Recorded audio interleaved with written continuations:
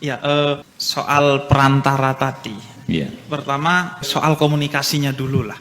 Kadang orang nanya, ngomong kok sama kuburan gitu. Bagi saya itu mudah sekali dijelaskan. Karena orang yang di kuburan itu kan hanya berbeda dimensi saja. Betul. Ya jangankan Allah, Steve Jobs aja bisa bikin media komunikasi untuk orang yang berada di dimensi yang berbeda, yaitu dimensi ruang. Saya bisa telepon istri saya sekarang pakai HP kok. Padahal dimensi ruangnya sudah berbeda gitu kan. Ya. Artinya itu mudah sekali. Kemudian yang kedua, soal perantara, ini kan sebenarnya soal proposal ya. Nah, memang kalau kita yang tradisinya habaib, nahdien itu sama proposal memang sangat mengerti kita. Perproposalan ini. Sangat mengerti dunia perproposalan. Dan itu biasa-biasa saja gitu kan. Nabi Musa pakai proposal yang namanya Nabi Harun. Karena beliau tidak bisa ngomong dengan baik, karena ketika kecil makan bara, akhirnya pakai perantara, wasilah, proposal itu yang namanya Harun. Nabi Harun itu kan proposal Nabi Musa. Kemudian Allah juga begitu, ketika Allah pakai kata ganti nahnu dalam Al-Quran itu kan pakai wasilah. Pakai wasilah gitu.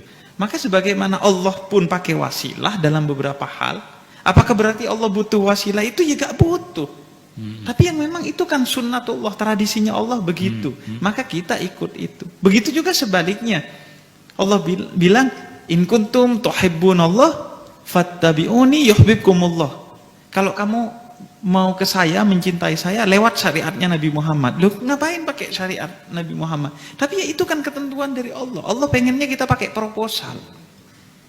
Jadi itu ke kubu, ini ujung-ujungnya kalau dipertanyakan kan ujung-ujungnya syafaat juga akan dipertanyakan. Ngapain pakai syafaat gitu. Nah, kita ke kuburan, yaitu kan kita lewat kekasih Allah untuk mengetuk pintu rahmatnya. Karena bahkan amal pun itu kan wasilah. Buya tadi sempat singgung, kita masuk surga kan bukan karena amal kita. Tapi amal itu mengetuk pintu rahmatnya Allah, rahmat Allah yang memasukkan kita ke surga. Artinya soal perproposalan ini saya kira ya memang itu sunnatullah. Ketentuan dari Allah, proposal itu menjadi sangat penting. Di dunia penting, ya di akhirat juga penting proposal ini. Kira-kira kan begitu. Kemudian yang kedua juga,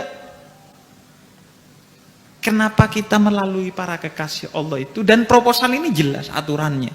Karena itu beberapa ulama misalnya ya, tidak memperbolehkan mencium batu nisan.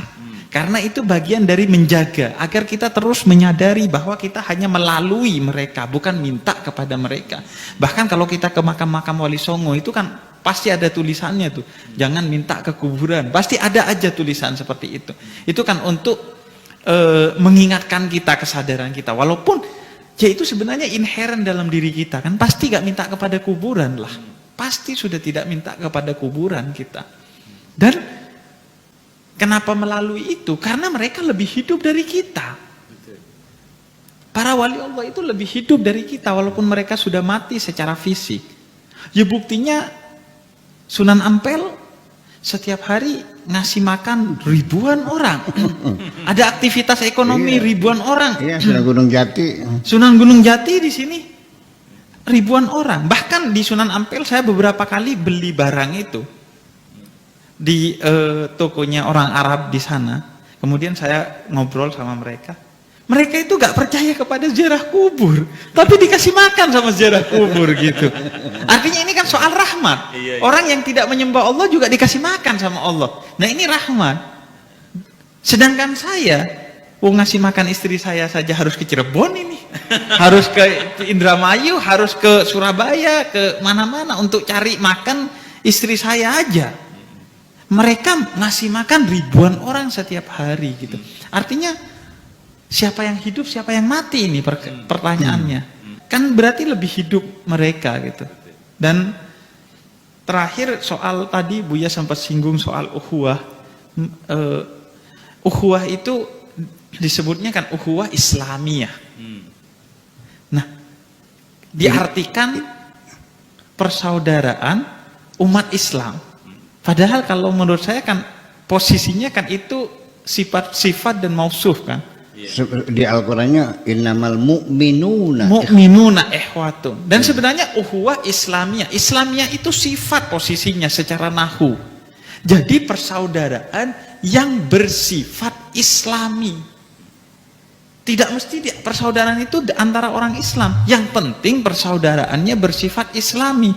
Apa itu Islam? Berkemanusiaan, keadilan, cinta, tidak hianat, tidak munafik. Walaupun non-muslim, kalau tidak munafik maka persaudaraannya Islami. Tapi walaupun sesama muslim, kalau urusan proposal dia gontok-gontokan seperti di Timur Tengah, ya itu tidak Islami persaudaraannya. Makanya itu saya rasa kita harus kembali kepada surat Mumtahanah 7 dan 8 bahwa mari saling berbuat baik di antara muslim, non-muslim. Itu kan identitas yang nanti di akhirat lah urusan dengan Allah. Tapi di dunia ya kemarin dokter gigi saya non-muslim gitu. Ya sama, saya minta kesembuhan melalui wasilahnya dokter gigi saya kan, yang dia non-muslim gitu. Jadi dalam perkara-perkara itu saya kira kita justru harus fastabikul khairat, bukan fastabikul haq kan. Tidak berlomba-lomba dalam kebenaran. Kalau berlomba-lomba dalam kebenaran repot urusannya nanti. Tapi kebaikan aja. Ayo berlomba-lomba bangun rumah sakit. Ayo berlomba-lomba bangun pendidikan dan lain sebagainya. Jadi menurut saya itu kata kuncinya malam hari ini saya rasa yang saya dapatkan adalah bagaimana membangun cinta itu. Nah, cinta itu yang menyebabkan kita bisa berhubungan meskipun beda agama. Cinta itu yang menyebabkan kita bisa berhubungan walaupun beda alam. Walaupun orang itu sudah meninggal, tapi dengan cinta kita bisa berhubungan. Cinta juga yang menghubungkan kita dengan Allah pada akhirnya. Tidak utamanya pada ritual-ritual itu kan. Kadang ritual yang dilakukan tanpa cinta itu gak ada gunanya. Tadi Buya sempat singgung di sajaknya. Ternyata mereka itu babi, anjing, binatang-binatang. Dan itu Sayyidina Ali Zainal Abidin pernah sahabatnya minta, siapa mereka yang bertawaf ini? Kemudian diusap wajahnya, ternyata yang bertawaf itu kebanyakan dari mereka binatang. Tapi ada satu tabi'in yang namanya Ali Al-Muwaffaq, dia tidak pergi ke Ka'bah, tapi dihitung sebagai haji mabrur oleh Allah. Karena dia dana hajinya diberikan ke seorang wanita miskin yang kelaparan dengan 6 anaknya gitu. Artinya itu soal cinta kan. Nah, kita kan masih jauh dari itu, masih aslamu, bukan beriman, kita masih berislam. Cirinya ya ketika sholat masih yang muncul di pikiran kreditan dan lain sebagainya itu Buya. Bahkan ada kayak dulu saya ketika di kosan itu punya trik. Agak kurang ajar sama Allah. Jadi saya itu kalau cari sesuatu, kalau gak ketemu saya sholat. Karena kadang kalau sholat itu kepikiran langsung, oh ada di sana gitu. Karena ketika sholat setan akan bantu kita untuk mencari sesuatu dengan mengganggu. Nah, ini setan pintar, kita harus lebih pintar dari setan. Ya memang ini sholat sengaja kok buat cari sesuatu. Akhirnya setan kasih tahu. Selesai sholat tapi setan bikin lupa lagi itu barang. Jadi gimana ya? Artinya sholat kita masih sholat yang berislam. Sholat saya adalah sholat yang masih sholat Islam itulah, belum sholat yang beriman. Karena itu cinta bagi saya adalah pesan utama dari apa yang disampaikan Buya pada malam hari ini, sehingga kita bisa beriman.